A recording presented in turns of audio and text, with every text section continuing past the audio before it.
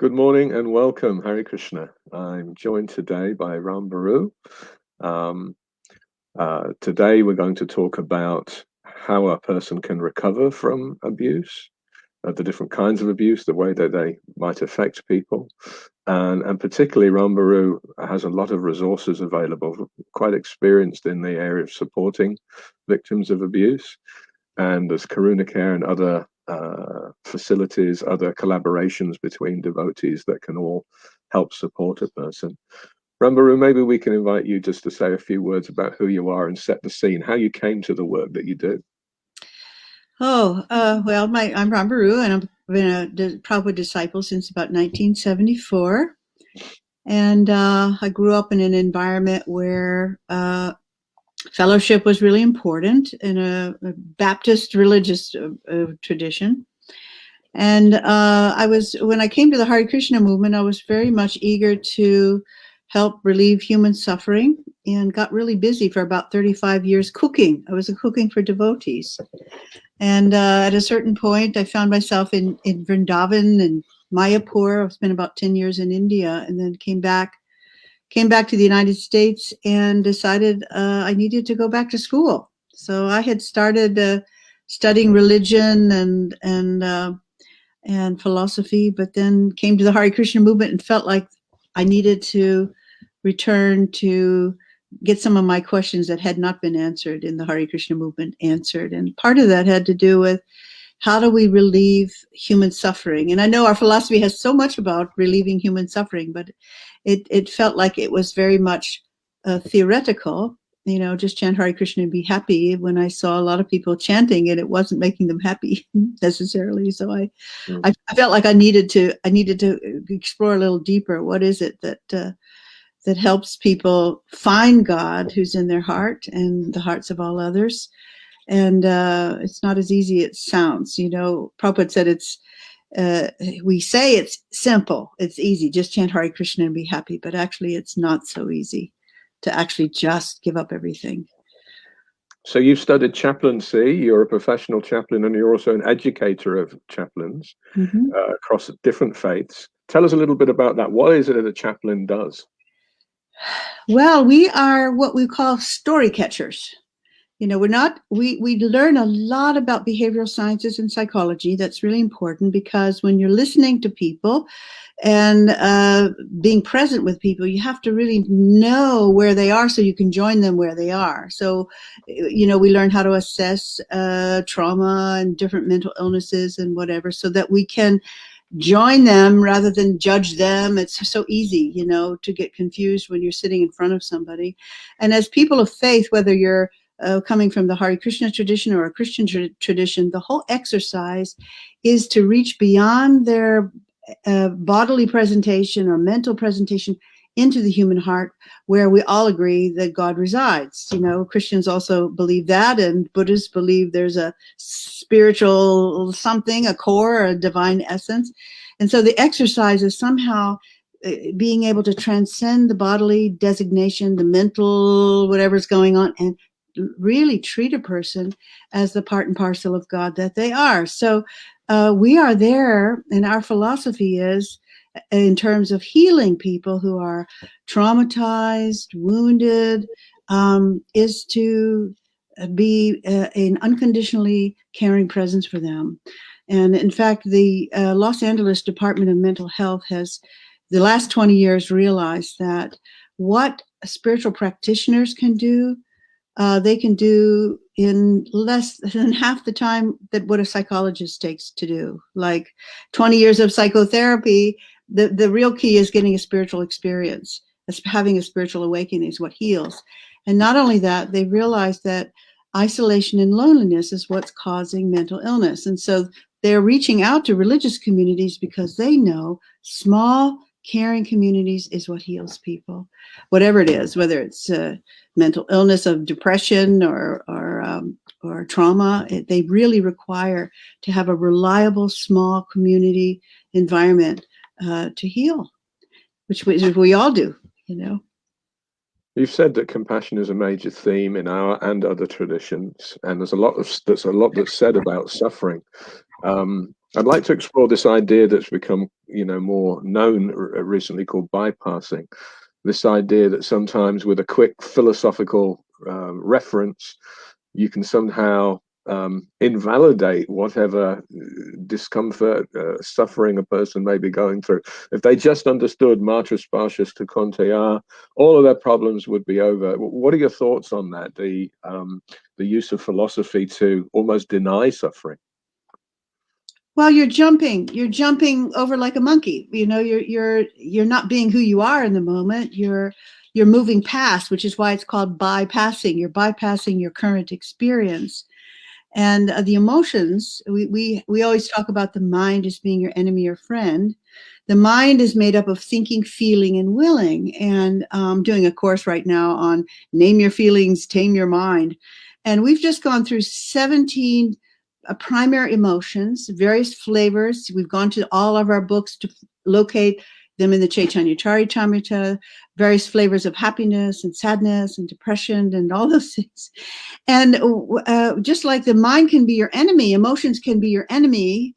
They can also be your friend. They're messages. Your emotions are bringing you messages from the super soul, basically, that help us stay on balance. It's always changing. Like if you can imagine yourself being surfing on an ocean, it's constantly having to come back to balance, to align oneself with the Lord in our heart, who is the supreme guide and an ability and potential. And if we can listen to those messages, then we're always readjusting ourselves in alignment with the Supreme Lord who's in our hearts.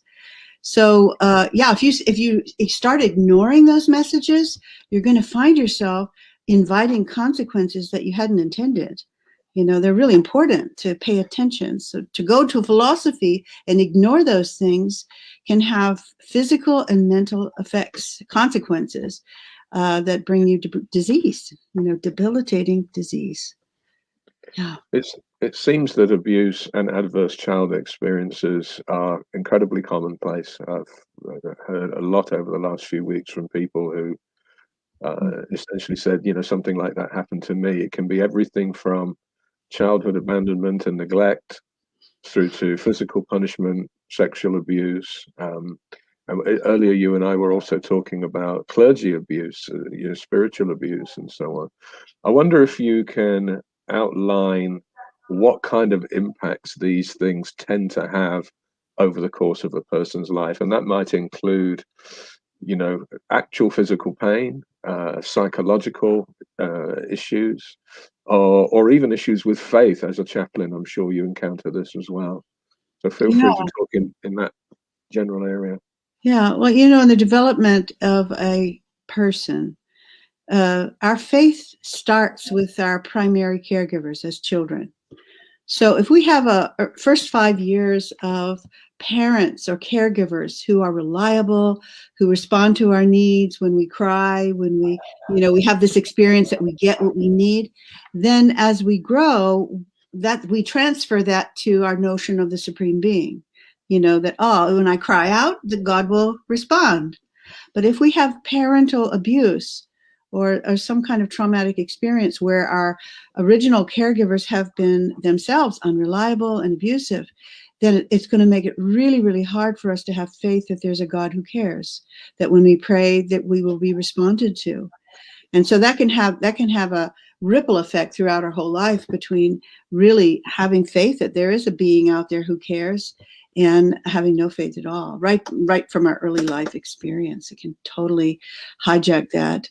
And if we have a traumatic experience that never gets expressed or processed with an adult, and generally doesn't happen because children are very vulnerable, they're incapable of even talking about their feelings when trauma happens early in life, it tends to then translate into mental difficulties that also leads to things like addiction. Addiction is so connected to childhood trauma. In fact, if you look at the people who are in prisons, for example, criminals, 99.9% of the time, these people who are behind bars have been victims of child abuse. That's just a given, you know. And the worst, if you are a person who's gone to prison for child abuse, the prisoners prey on you because they have themselves experienced that child abuse. So boy, if you come in there and they know you have been a child abuser, they are getting you because they have been so wounded themselves. Mm. And it's interesting because Prabhupada does say that, you know, having unwanted progeny is the cause of criminality. And what he's saying is that wanted children are educated, they're cared for, they're nurtured, and they grow up and flourish as people of faith. But if people have children they don't want, and so many of the children are not wanted today, they're kind of accidents or whatever, they're not planned for, and they're not taken care of. And so they feel it. Children feel it. I'm not wanted. Or parents are preoccupied, or they're too busy, or they abandon them, or, you know, they become latchkey kids who are basically raising themselves or stuck in front of the computer. And the millennial generation right now that I'm working with, some of the younger devotees, they have grown up with social media, and that was their babysitter growing up. Their parents would stick them in front of a computer game, and that's how they get their instant gratification. So in the beginning, it's computer games, and they find pornography and cyber sex and all of that. And boy, do they have a hard time getting free from that, because that's all they know in terms of soothing themselves after being neglected as a child. And this has so many different connotations and permutations. If someone had such an adverse child experience, maybe their parents weren't present to them, or we know, for instance, in some of the early gurukuls, the parents weren't even allowed to see the kids.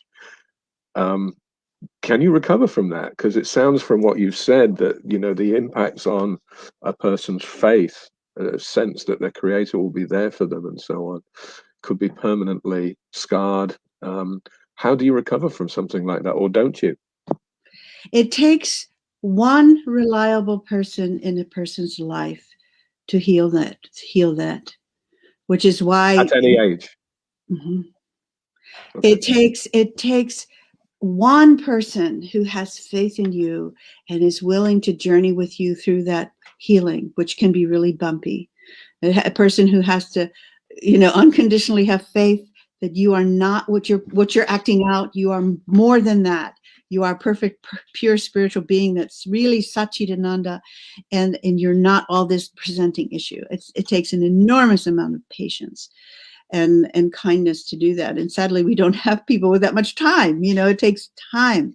And what I'm noticing myself as an old woman, and I'm trying to nurture younger devotees, basically what I'm doing is having to reparent them.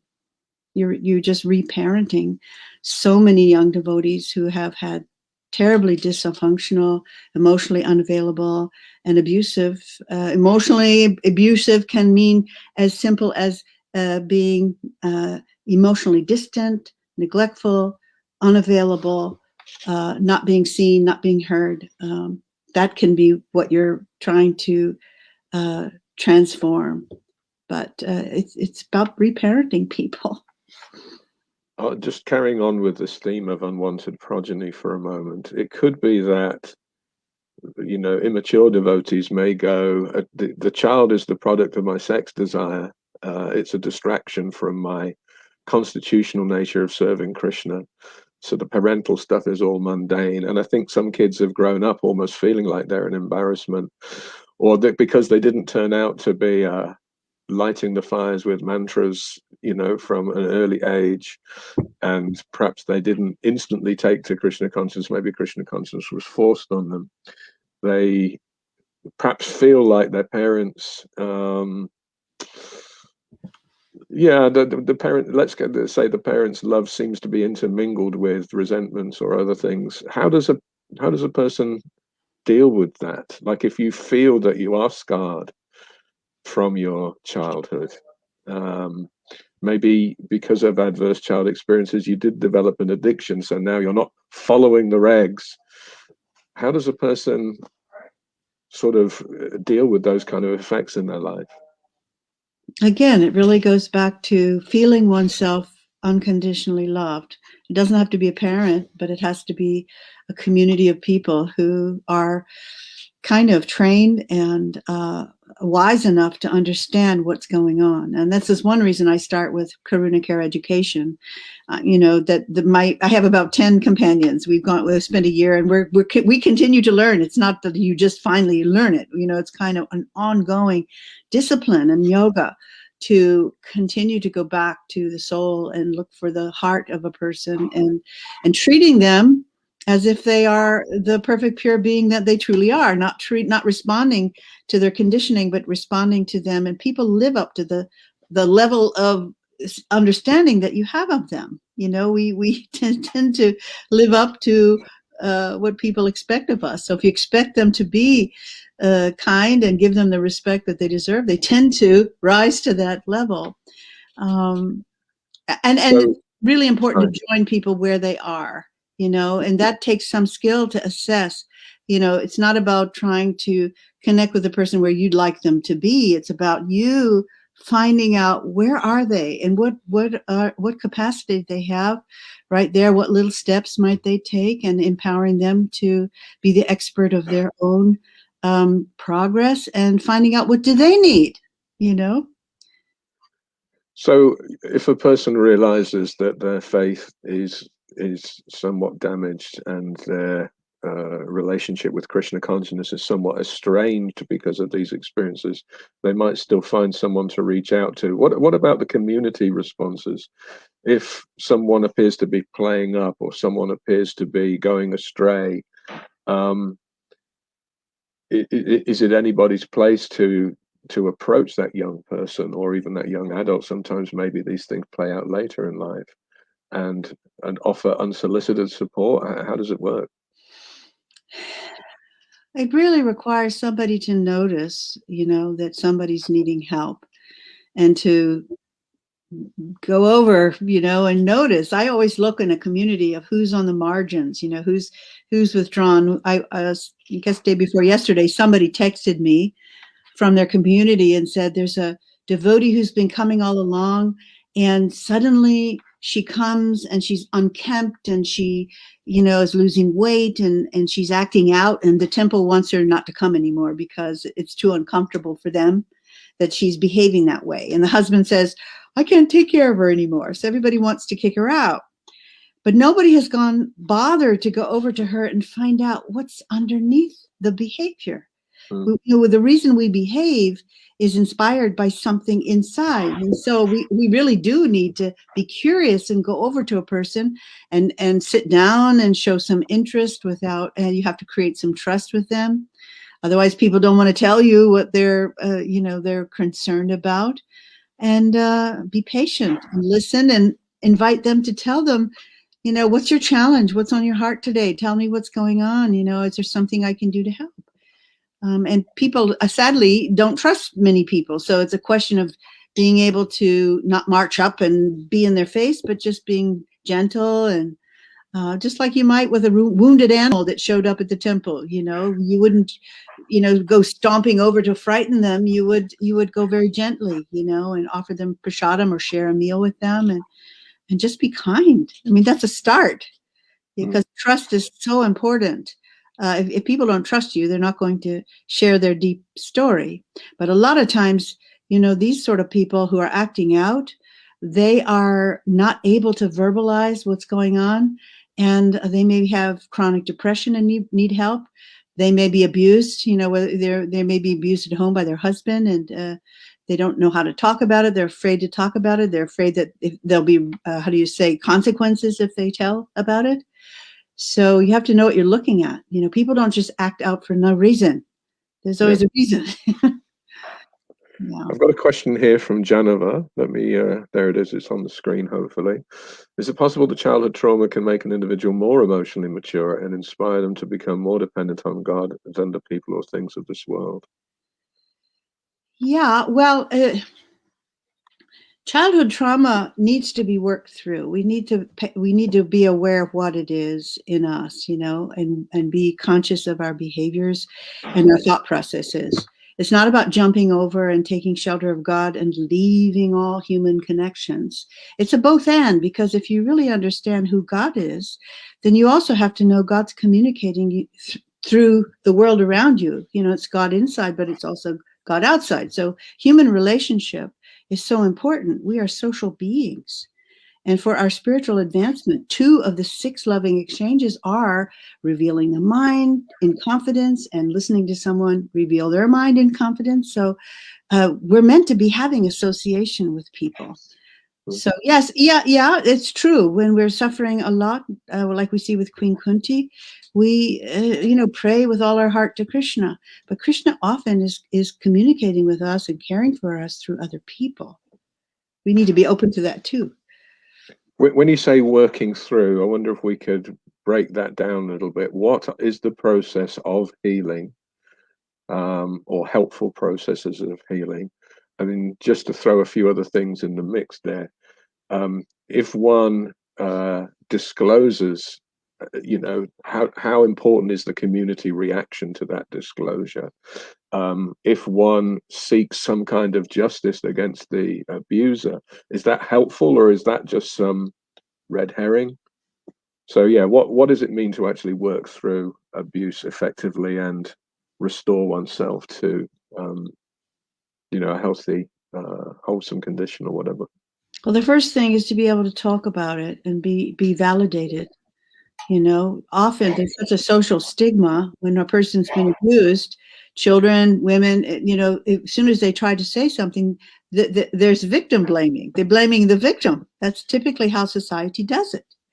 And so people are really, really anxious to share. So the most important thing is to be taken seriously and to be validated and to hear the story out. Being present is embodying God within our heart, being present, showing up in present with them, and just being there with someone goes a long way, rather than turning our back to them or turning a blind eye or not taking them seriously.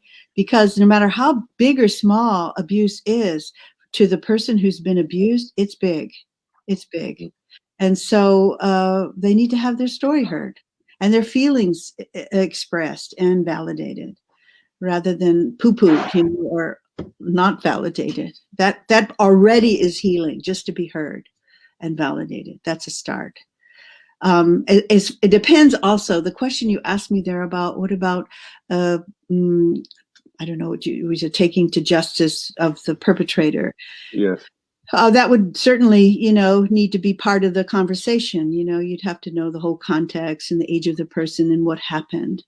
I'm very fond of something called restorative justice, where when there has been a relational rupture, like there's been a victim and an offender, that we have in America, we have these things we do with prisoners, where the victim and the offender, they come together after counseling separately. They come together, and the offender gets to hear the impact from the victim of what they've done.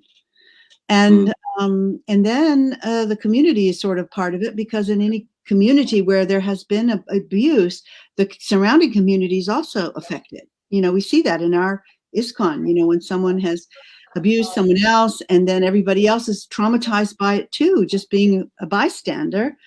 And so there has to be some method of repair. And in restorative justice, typically the victim gets to choose what they would need in order to be able to continue. So that would be, we heard I was just at New Vrindavan, and there was somebody giving a class about, it was a Vedic story about how a dog had been abused, and he got to choose what he wanted in order to have retribution. And that's basically what it is. The victim gets to then choose, okay, what would you need in order to feel like you had been justified, justice had been done, and that the person who was the perpetrator would have to meet that expectation. There would be a negotiation there in the company of a small community of people who would be part of that process as well, supporting the victim and the perpetrator. And one thing we forget about is that the person who is the abuser typically has their own needs as well. Generally, people who are hurting other people through abuse, they're also abused people.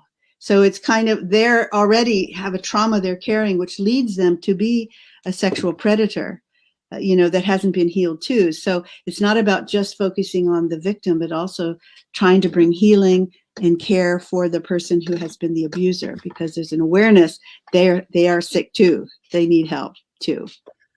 There's been a lot of publicized cases in religious organizations. I don't know if there are more frequent occurrences, but obviously priests in any denomination are held in very high esteem, often have access privileges and other things that may not be granted to just any other stranger. We see that spiritual organizations also seem to have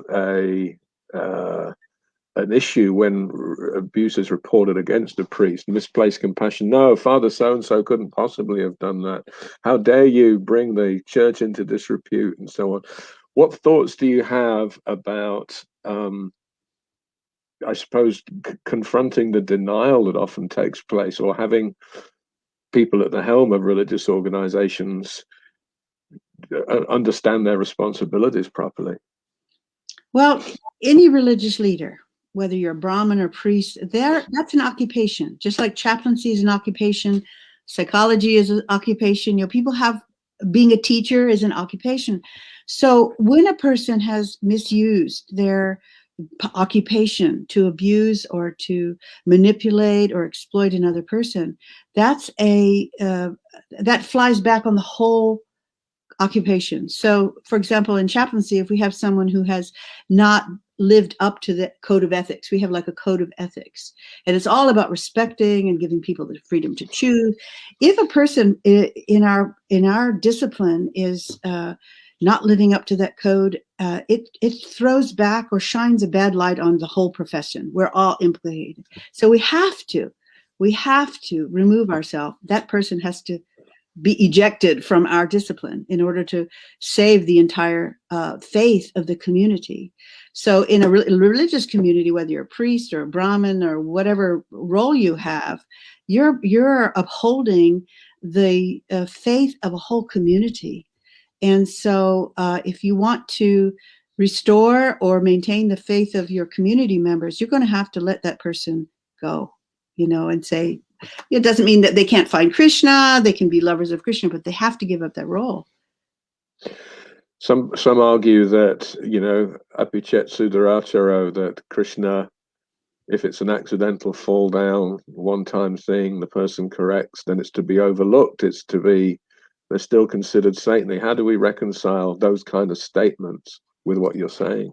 It doesn't mean they can't be saintly. Doesn't mean they can't practice Krishna consciousness. They can't just uphold that occupation. That's too. They have already demonstrated that they are unable to uphold the criteria or the capacity. They have shown or demonstrated they don't have the capacity to live up to that role. That doesn't mean that they are bad, horrible people. It just means they're not able to do it.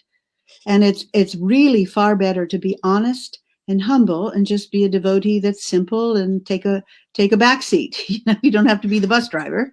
But a person who has already demonstrated that they are not able to live up even once, particularly this kind of thing, some kind of sexual abuse or child abuse or, any of that kind of thing, that is too seductive to just say, okay, I've made a mistake. They need to be out of that role. And what I have found, Damodar, in talking to different devotees who have problems like this, we have lots of devotees in our movement who have problems, big ones. And most reason is they're not rightly situated. So sometimes we have had the experience in our ISKCON that sannyasis and gurus have not been rightly situated. They perhaps didn't know what they were getting into by taking a vow of celibacy. Maybe, we were young. Prabhupada gave us huge responsibilities when we were 20s. He was awarding sannyasi to people who didn't even know what they were promising. And it's a huge responsibility when you have that level of leadership. And it takes a lot of courage to be humble and honest and be able to say, gee, I cannot live up to this high expectation. And indeed, in the Chaitanya Charitamrita, that story about Chota Haridas was not about him lusting after a woman. It was about him being hypocritical. He was not rightly situated. That was Prabhupada's commentary, is that just be honest about who you are. That's the thing. Don't try to pretend you're more than you are. And if you find yourself behaving in ways that are just clearly outside the bounds of a vow, then you need to go to where you are rightly situated, like in the story of Gajendra and the crocodile. That was the other commentary. So there's no shame in that. There's no shame in that.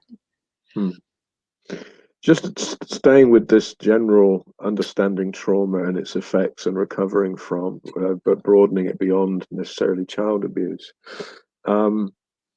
There seems to have been a lot of trauma in the history of our society. It may be abusive leaders, it may be gurus that left disciples high and dry. What would you recommend as sort of, a general approach? Is it simply about reaching out to a minister, to a chaplain, or are there other things that people can do to come to terms with the effects that trauma are having and ease the adverse impacts? Well, underneath all of that, trauma is a deep sense of grief and loss. It can be a loss of faith. It can be a loss of identity, a loss of trust. And so I recommend, I'm a grief specialist, so I do a lot with people who are grieving. You have PTSD, post-traumatic grief, underneath all of that is the effects of trauma is that we are trying to run away from that feeling of grief. It's deeply painful. And that's why we turn to addiction and other behaviors to cope, because it's just too painful to sit with. And so it really requires a process of being able to tell our story and in a guided way. In grief processing programs, it's recommended to do what we call dosing our pain rather than just totally being overwhelmed and trying to process all the floods of grief that come out underneath the trauma. Is to twice a month for 90 minutes to be able to have a safe space where you have a facilitator who maybe a very small group of other people who share a trauma or a similar loss. And for, my groups go, I take not more than 12. They meet 12 times over the course of 6 months, twice a month for 90 minutes. And then they can manage the rest of their life because they know twice a month for 90 minutes, I can cry all I want. I can talk about it. It's safe. It's not going out of this room. And I have a group of other people who are companioning. I'm not alone because they have a similar grief and trauma, and we can journey together. And it makes it so much easier to do when you have a group of caring friends who share your experience. Because being alone in a traumatic experience is more painful than being with other people, sharing that pain, So that would be my take or a way forward. You've mentioned that abuse is so stigmatized that many people may feel very awkward just even disclosing at all, and even participating in therapy has often got a stigma associated with it. What's the guidance or the recommendations to those who are still feeling, I guess that they've just bottled it all up inside? The thing is to get it out of here. When you have a trauma, it changes the brain in some ways. You get these little sanskara impressions there. There's several modalities that people can use. One of the most recent cutting edge ways to release these impressions is something called brain spotting.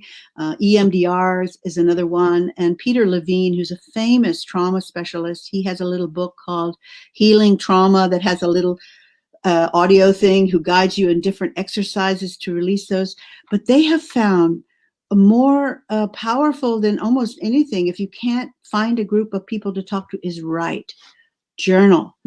because when you have to express out, either verbally or in writing, it somehow knits all of this back together to be able to put your feelings in writing. So I would encourage somebody who feels a little awkward about sharing openly, has got a lot of shame, get a notebook and just start writing your feelings. Whatever's coming up, do it regularly. Read it over just every day. See if you can write 5-10 minutes. And if you can't do that, take walks. I know when I was alone going to college, and I didn't have anybody to talk to much, so I would take walks and talk to the trees, because I knew that Krishna is in the heart of every atom. So in this way, I was able to talk and express out. The problem with not expressing out is all of that anxiety stays in, and then it pops out in physical illnesses.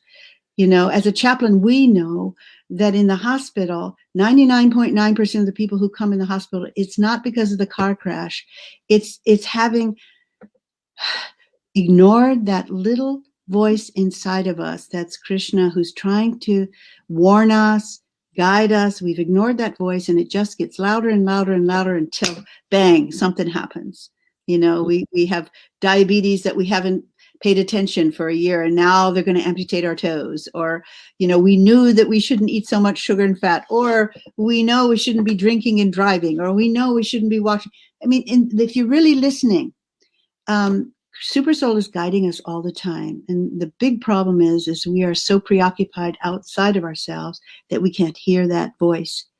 And so talking, reflecting, writing helps us put it out where we can work with it. Otherwise, it just stays repressed. It gets buried in our body, and it comes out trying to get our attention through illnesses. So many illnesses are related to just stress and anxiety from unexpressed feelings. That's simple. One of the things that often comes up with the bypassing is you should forgive the abuser. Do you have any views around the role that forgiveness plays? When is it appropriate? Is it something that we can strongly recommend early on that someone does, or how does all that work? Well, people really are confused about what forgiveness means. Forgiveness doesn't mean we condone being abused. That's not forgiveness. Forgiveness means stopping to hope that what happened yesterday is going to be different, and just understanding that whatever has happened is not going to be different because it's over. The past is there. The only freedom we have is the story we tell about it, and make changes in our present to make a different future. But certainly we can offer ourselves compassion, and real forgiveness means letting go and deciding, okay, you may have abused me yesterday. That's not going to happen again.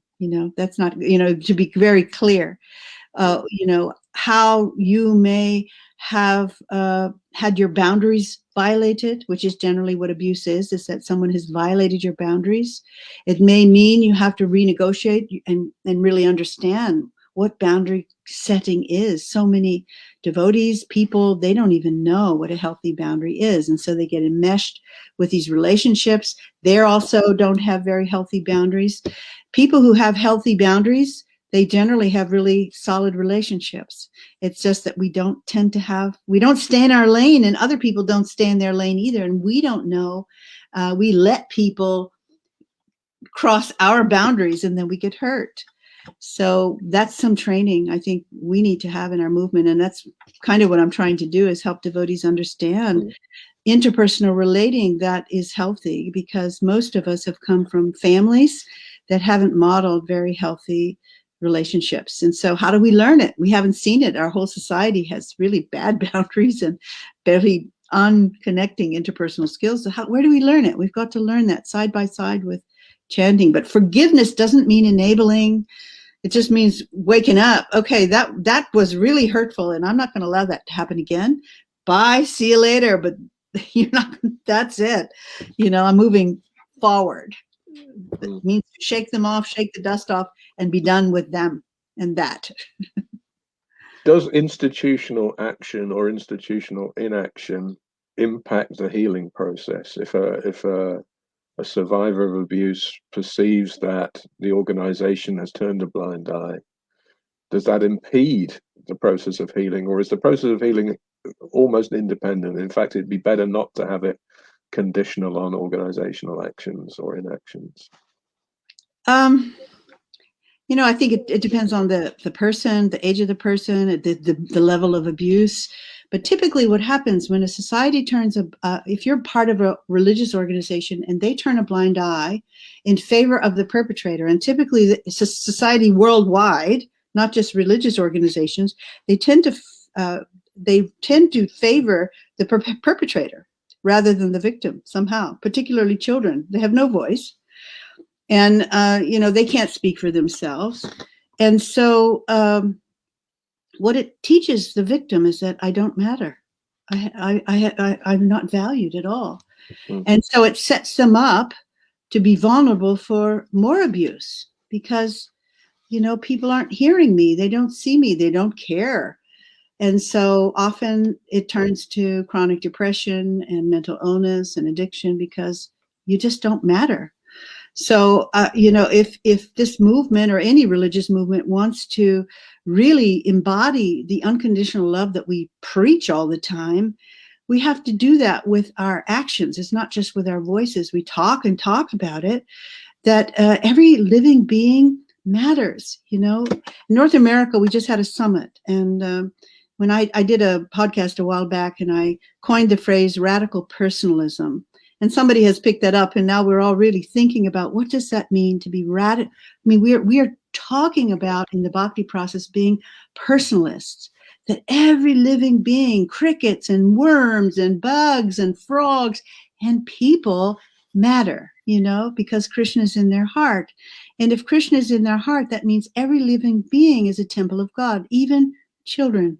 And so they should matter. If we really believe that every living being is sacred, then we have to honor and validate people who have been hurt by coming behind ourselves and making amends. If we have broken relationship, we really do have the responsibility to cry our tears, beat our breasts, and say, I'm so sorry. And not just that, like in the Durvasa Muni story where, Lord Vishnu says, I can't forgive you. You have to go back to the person you offended in order to get forgiveness. I am not able to forgive you, only the person you offended. So the perpetrator really, for their own healing, has to go back to the person they offended and repair that. And they have to do whatever the person who was abused says they need to do to repair that. I mean, that's our philosophy. It's right there in our books. And of course, we don't want to put the survivor in a difficult position of either being confronted by the abuser or feeling some sense of obligation to release them or whatever it may be. It's kind of a challenging situation. I've got a question here that was submitted last week. I'm wondering if Rambhoru has advice for parents or elders who may want to make space for their possibly adult or teen children to confront or express anger or other negative expressions regarding their experiences. How can we prepare our minds and hearts to receive and heal in spite of confronting feelings, defensiveness, or shame? That was a big question. Yes, a lot going on. I'm not sure that, with all these questions, really hard for me because I don't know the context. I don't know the people. I don't know the personalities. Right. But if you understand the language of emotions, then you're going to have to understand when a person is angry, some of their values have been violated. And that means children, that means teenagers. And if someone is expressing anger at you, then you better open your ears and listen and find out what have you done to violate their boundaries. And it may be that you have disrespected, you have talked down to them, you have disregarded, their needs. And then you need, as a parent, to sit down and find out, what is it that you need that I have not honored? We see this in Lord Chaitanya's example, is that whenever there was criticism, he opened his ears, and whenever somebody praised him, he closed them. So parents, we need to be the model of teaching with example, and children will just do what they see you do. So you need to be really humble then, raising kids. They're such good teachers to help us be patient and humble. So yeah, just understand there's no accidents, that the child's now your teacher. Be humble and hear. Yeah. So we've spoken quite a bit about the impacts that it can have, and how being able to confide in a trusted elder, someone who can give unconditional love and support, is such an important process. Without obviously delving into specific details, are there any stories of great success? Have you seen lots of people come through and heal, or is it that we're only ever learning how to sort of cope and offset the damage? Well, I can only use myself. I'm an old lady, and I had trauma in my life. And there were times when I did not understand. I mean, I've joined the movement when I was 21. Now I'm almost 70. And that's almost 50 years of practice. But I came into the movement with some trauma of my own that it was so well repressed that I couldn't see it. I was all about spiritual bypass for 35 years. I lived in my head. And then when I went back for professional training, I had some amazing non-ISKCON devotee teachers who poked me around, and they found it. I mean, that's part of the training. They find the chink in your armor, because you can't do this work if you still have repressed stuff that you're projecting on people. And I had to do an enormous amount of crying when I had to look at myself. It was an enormous trail of tears. And as I was able to release that pain, the curtain came up, because, what happens is we're blind to our soul and Krishna as well, as long as we have this block that's between us and Krishna, who's in our heart. And the more we can purify that heart through honest introspection and acknowledgement and self-love and feeling Krishna's love through the chanting of the holy name, the more we can heal. The heart does heal. And I can't tell you, where I started 20 years ago, I could not sit here and talk to you like I'm talking to you now. I'm an introvert. For 35 years, as a woman who was pretending to be a Vedic woman, hardly ever said anything. And once a month I'd blow up because I didn't have any words to talk about my feelings. To learn that language of how do you say what you mean and mean what you say.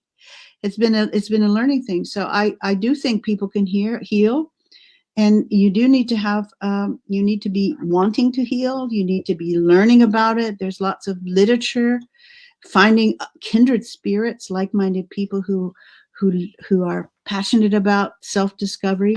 That's one reason I have Karuna Care, because it's a place where people can go and meet other people who are on that same search. It's an archaeological dig into themselves. And not everybody's there. And not everybody's in that place. It doesn't mean it's better or worse, but you have to find appropriate association with people who are really passionate about finding themselves in this life. Yeah. Well, look, a massive thank you. This will be the first in a series of folks who are going to talk about the healing and the recovering from abuse and so on. In terms of closing out, any closing comments, and that can include what resources are available. You've mentioned Karuna Care. I think there's several other initiatives that you have going on. If someone wanted to contact you and reach out for some support, how would they go about that? Okay, well, they would go to www.karunacare.iskcon.org, and on the website there's a little tab that says need help. And if you need to talk to someone, we have a team of trained Karuna Care companions, we call it, because they're lay chaplains, and one of us will pick it up. You fill out a little form, maybe what language you speak, what time zone you are, because we have people all over the world. If you have a suicidal emergency, there's also a link for international hotlines. If you want to talk to a licensed clinical social worker or psychotherapist, there's a link for those. All kinds of various devotee support, non-devotee support. But if you want to just have somebody to talk to, go to that button and fill it out. It'll come to us, and within about 24 hours, we'll get back to you, and one of us will respond. We also have, I host twice a week something I call a resilience group. I do 2 time zones to be able to facilitate India and Europe. And one is on Sundays from 11 to 12:30 Eastern Standard Time. And one is on Tuesday mornings from 8 to 9:30. So Australians should be able to find some place to stick in there. And then I have on the website, there's several support groups. I have a divorce grief support group. I'm just getting ready to start a generalized grief support group on June 18th, and I will only take 12 people. So you have to look on the website for support. And I have a Patreon page, patreon.com/Karuna Care Association. And if you want to learn, there's like lectures and other people speaking about topics of Chitti Shakti, about, psychological things and emotional things. And there's all kinds of interesting topics for people who are interested in this. So a massive thank you for taking the time today to provide us with your perspective and discuss a very important topic, how our society supports people practically in terms of the suffering that they're undergoing and helps them come through it. So it's very grateful. I'm hoping that you'll join Vedic Inquirer, and that way you'll be able to participate. I'm sure that some people aren't watching this live, but may watch it afterwards, and it'll generate quite a bit of conversation. Okay. But a massive thank you for taking the time to join us, and also for just the work that you're doing. Thank you so much, and you're very welcome. Hope to connect again sometime. Hare Krishna. So I'll end the broadcast, but please stay on for a second. Okay.